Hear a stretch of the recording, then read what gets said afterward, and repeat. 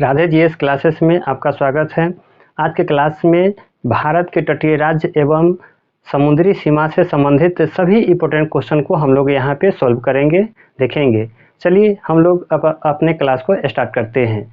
तो हमारा ये पहला क्वेश्चन दिया हुआ है यहाँ पे कि भारत के कितने राज्य समुद्र से लगा हुआ है। पूछा जा रहा है कि भारत के कितने वैसे राज्य हैं जो समुद्र सीमा से लगा हुआ है। या तो ऑप्शन में दिया हुआ है 7, ए में दिया है 7, बी में है आपका 8, सी में है 9 और डी में है 10। तो इस क्वेश्चन का हमारा आंसर हो जाएगा 9, यानी कि 9 वैसे राज्य हैं जो समुद्र सीमा से लगा हुआ है। अब हम देख लेंगे कि इस प्रकार से अगर हम लोग देखें, इस प्रकार से हम लोग देखें अगर, तो ये पश्चिमी तट होता है। ये कौन सा तट है? तो ये पश्चिमी तट है और ये आपका कौन सा है? तो पूर्वी तट है। तो टोटल कितने ऐसे राज्य हैं यहाँ से लेकर यहाँ तक, कितने वैसे राज्य हैं जो समुद्र से लगता है? तो आपको याद रखना है, टोटल पूछेगा तो 9 है, लेकिन इस 9 में से 5 जो है पश्चिमी तट पे और 4 जो है पूर्वी तट पे। तो ये हम लोग को पढ़ लेना है कि ये 9 में से 5 क्या है? तो पश्चिमी तट पे और 4 जो है आपका वो पूर्वी तट से लगा हुआ है। क्वेश्चन भी पूछा जा सकता है कि भारत के कितने वैसे राज्य हैं जो पश्चिमी तट पर है और कितने वैसे राज्य हैं जो पूर्वी तट पे है। इससे इम्पोर्टेंट क्वेश्चन और भी बन सकता है कि क्वेश्चन पूछ लेगा कि पश्चिमी तट पे जो राज्य है उनमें से सर्वाधिक सीमा किस राज्य का लगता है, या पूर्वी तट में सर्वाधिक सीमा किस राज्य का लगता है। तो ये भी आपसे क्वेश्चन पूछा जा सकता है। चलिए हम लोग देख लेते हैं। तो पश्चिमी तट पे कितने राज्य हैं? तो यहाँ पे हम लोग देख लिए 5 और पूर्वी पे कितना है? 4। टोटल कितने हो जाएंगे? तो 9। तो यही हमसे क्वेश्चन पूछा गया है कि भारत के कितने राज्य समुद्र से लगा हुआ है। तो हमारा आंसर कौन सा हो जाएगा? तो 9।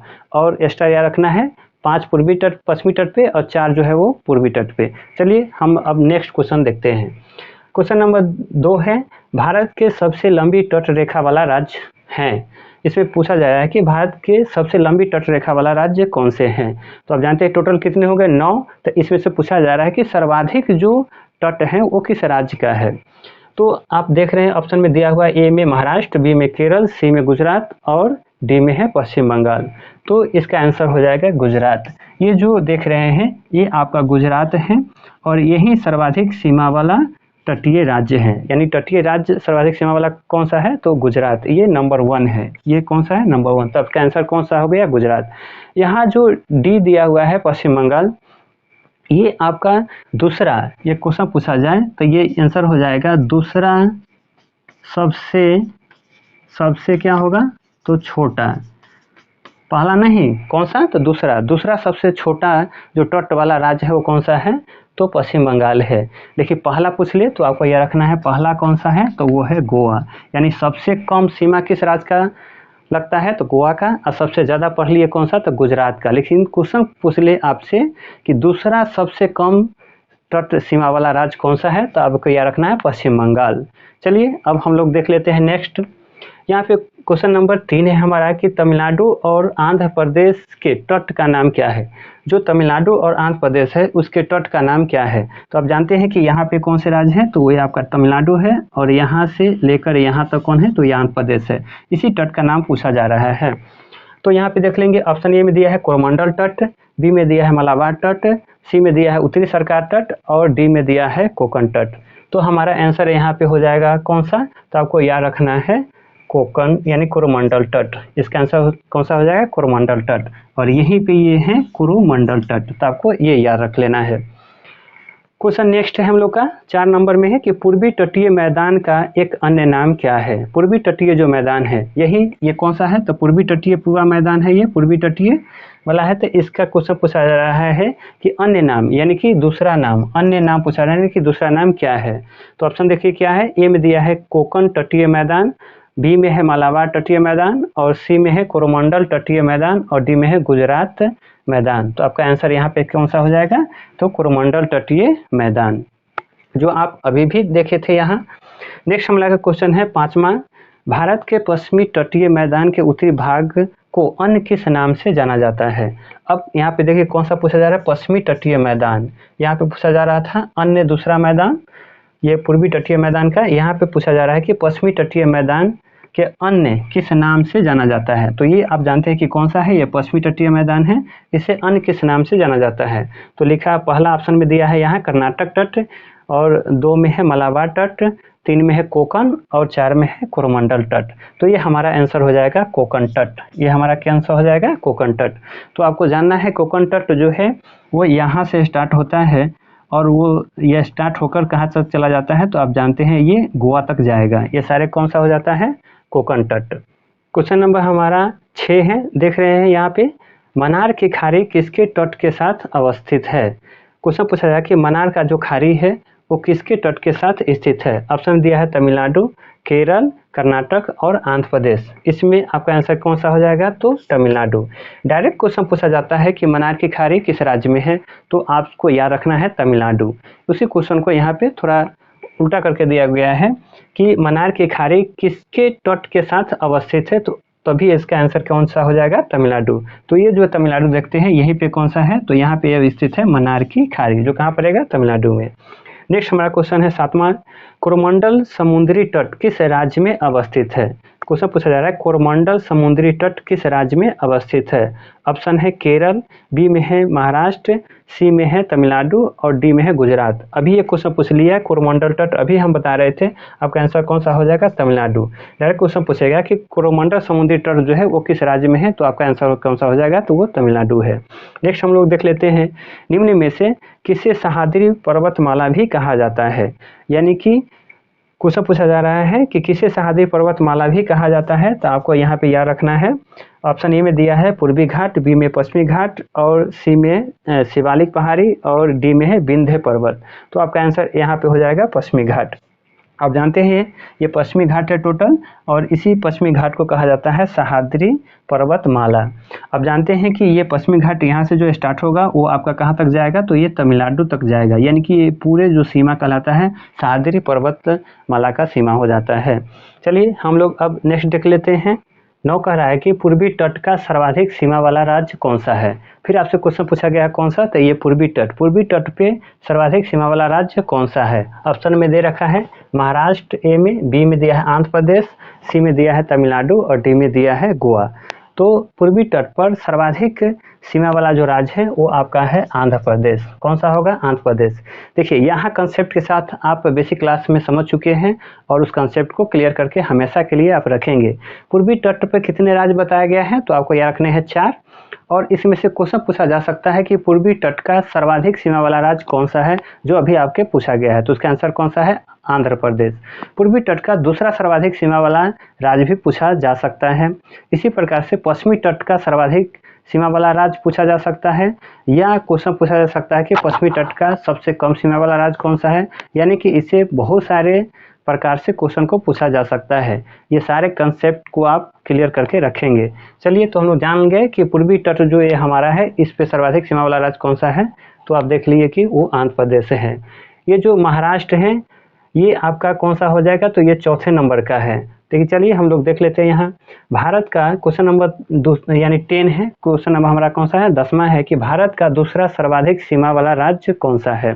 यहाँ पे क्वेश्चन पूछा जा रहा है कि भारत का, न कि पूर्वी तट का। यहाँ दिमाग यहाँ पे रखना है क्या है कि पूर्वी तट की बात कहा गया है। देखिए यहाँ क्या है? भारत का दूसरा सर्वाधिक सीमा वाला राज्य कौन सा है। तो दूसरा सर्वाधिक सीमा वाला राज्य को देखते हैं। ऑप्शन ए है गुजरात, दूसरा है आंध्र प्रदेश और तीसरा है तमिलनाडु, चौथा है महाराष्ट्र। तो इसमें हम लोग देख लेंगे कि दूसरा सर्वाधिक सीमा वाला जो राज्य है वो आपका आंध्र प्रदेश होगा।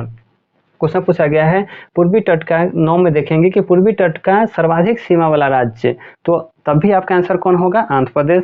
लेकिन क्वेश्चन पूछा गया है कि भारत का दूसरा सर्वाधिक सीमा वाला राज्य कौन सा है, तभी आपका आंसर आंध्र प्रदेश ही होगा। अब यहाँ पे देख लें जो गुजरात है, आप जानते हैं कि गुजरात कौन सा है? तो ये पहला है।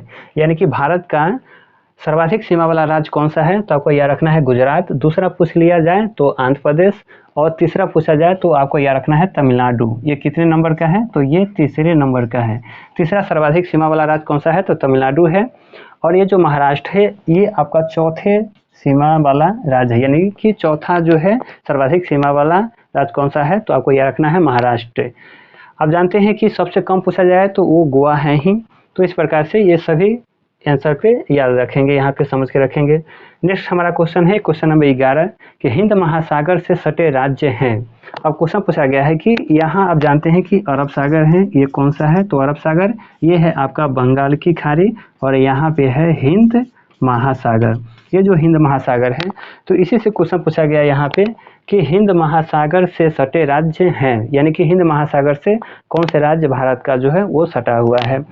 तो आपको यहाँ पे ऑप्शन देख लेना है, केरल एवं तमिलनाडु, बी में कहा है गोवा एवं केरल, सी में कहा है तमिलनाडु एवं आंध्र प्रदेश। तो आप यहाँ पे देखेंगे कि ये आपका तमिलनाडु है और ये आपका केरल है। ये आपका कौन सा राज्य हो जाएगा, तो ये आपका केरल है।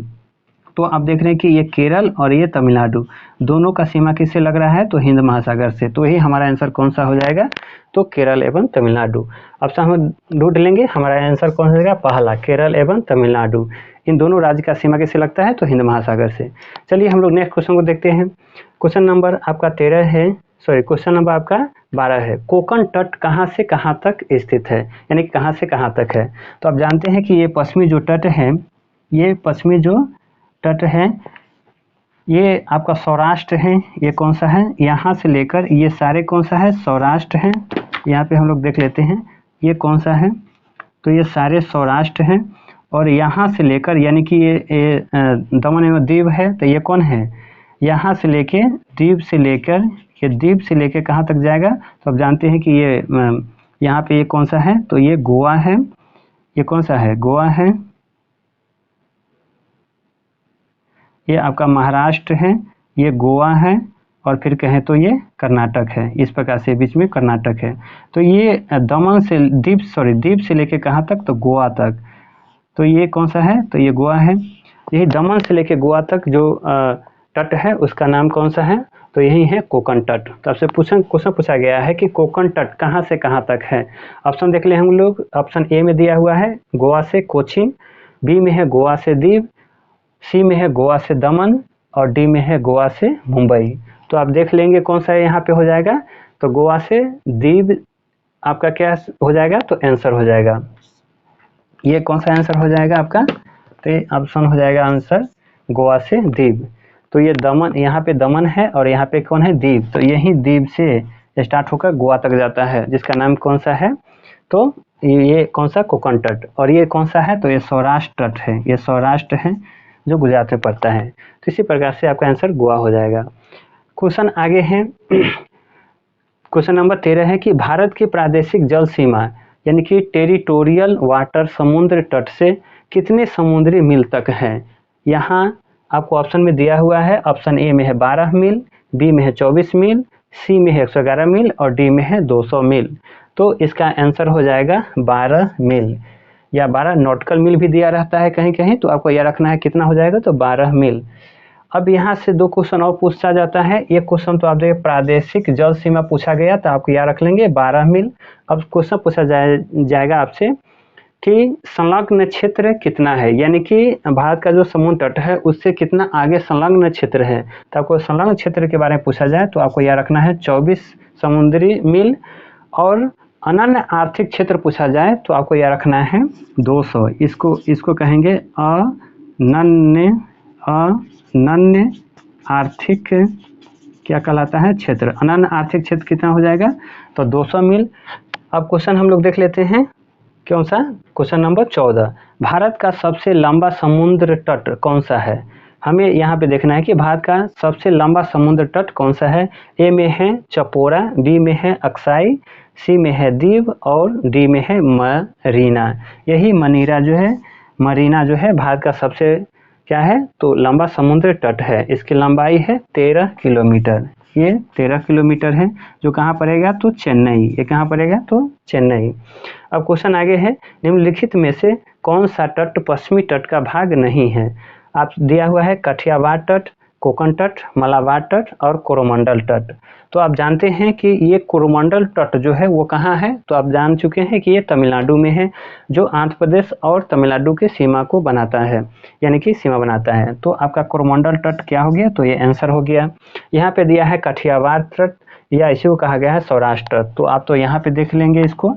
ये है कोंकण तट। आप जानते हैं कि कोकण तट कौन सा था, दमन से लेकर द्वीप से लेकर कहाँ तक, गोवा तक हो गया। और मलाबार तट जो बचा वो आपका केरल से कहाँ तक है, तो तमिलनाडु। तो इस प्रकार से आज हम इन सभी इंपॉर्टेंट क्वेश्चन को सॉल्व किए, देखें। अब हम मिलते हैं नेक्स्ट क्लास में। जय हिंद।